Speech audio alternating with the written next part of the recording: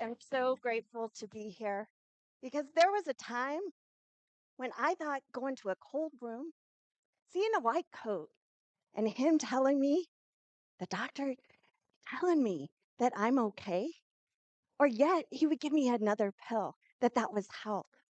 We have a tendency to want somebody to say, we are okay, but we give our power away. What if I told you your heart, your brain, and your emotions can bring in your healing? I have been blessed to be a nurse for 2 decades. And in that time, I got to be with people in their most vulnerable moments. And it always fascinated me, no matter the diagnosis, no matter the illness, patients kept on getting sicker and sicker, while others defied all odds and healed. So the nurse got curious. What are you doing? How are you doing this? After asking hundreds of patients, the common thread was they made a decision to be grateful for what they had, a decision to surrender to a new possibility, a decision to believe in themselves, and a decision to set this intention each and every day. Now, this was all good information, but life got in the way. I got a divorce. I kind of went down the negative train. All of the fear, doubt, shame, and guilt. I was brought up Catholic, so getting a divorce really wasn't on the itinerary for that. But I kept on trucking and I just kept on pushing it down because I had to do life. Sound familiar? But one day, my life changed forever. I was going to work. Mm, and I was hit by a truck. I almost lost my arm, my life, and ended up in the wheelchair.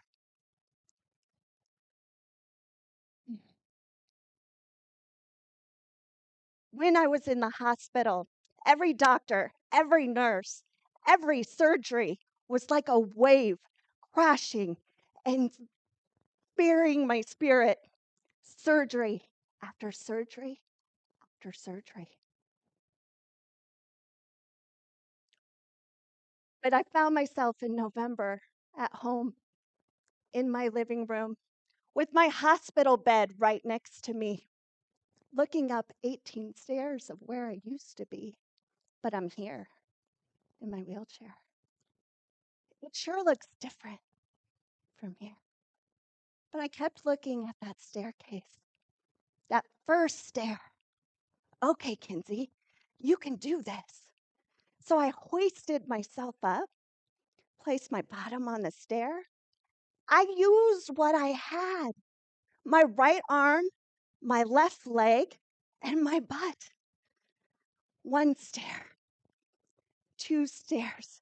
The pain ripped through my body like shards of glass. I kept on stepping, and then the thunderstorm of emotions came in, and they were rumbling, and they erupted over my face. God, I don't deserve this. Give me the courage. Give me the strength. And in that moment, I remembered what my patients planted inside me. I remembered to make a decision, to be grateful that I was alive, to make a decision to surrender to walking again, a decision to believe in myself.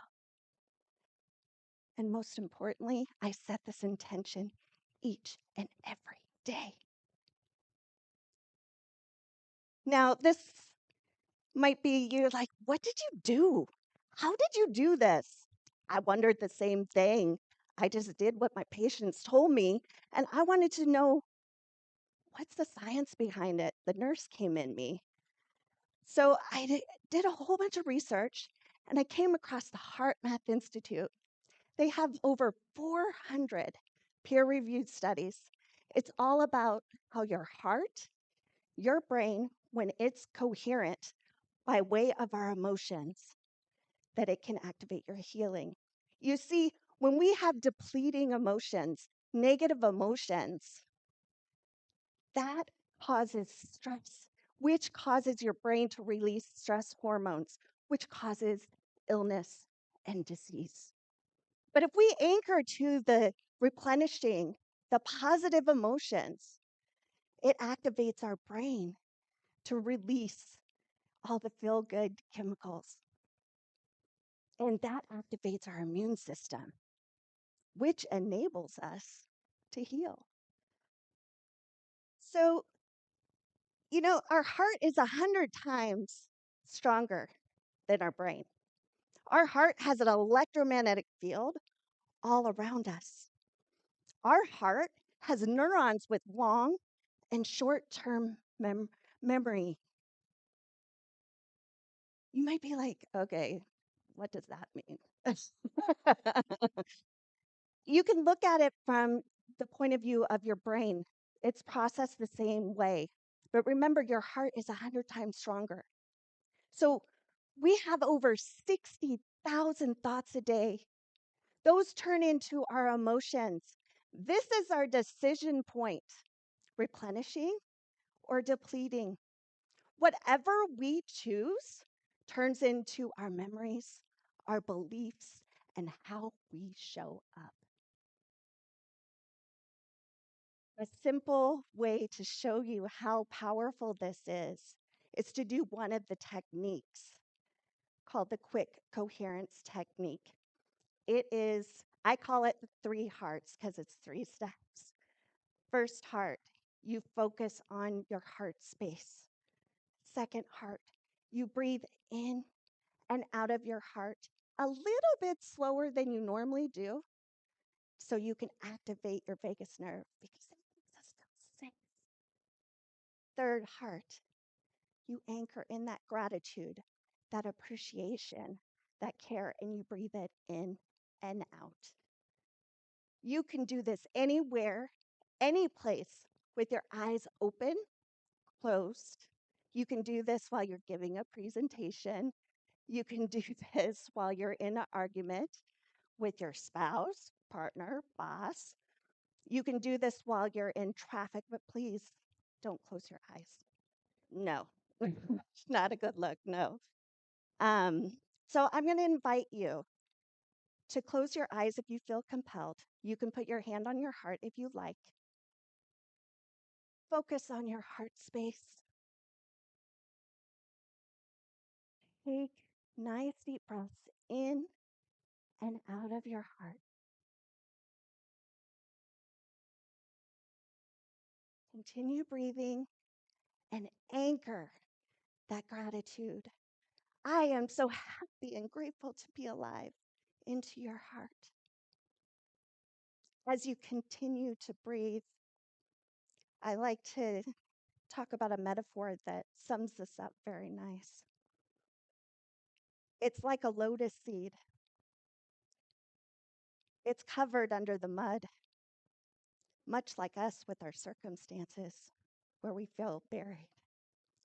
But if we replenish it with positive emotions, we can move through the circumstances, up through the murky water of our trauma and our wounds until we see the light.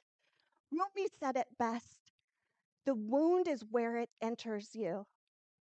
So I am here today to simply plant a seed for you to make a decision, to take your power back, to be, seek, believe in yourself and your heart space to heal from my heart to your heart. Much gratitude.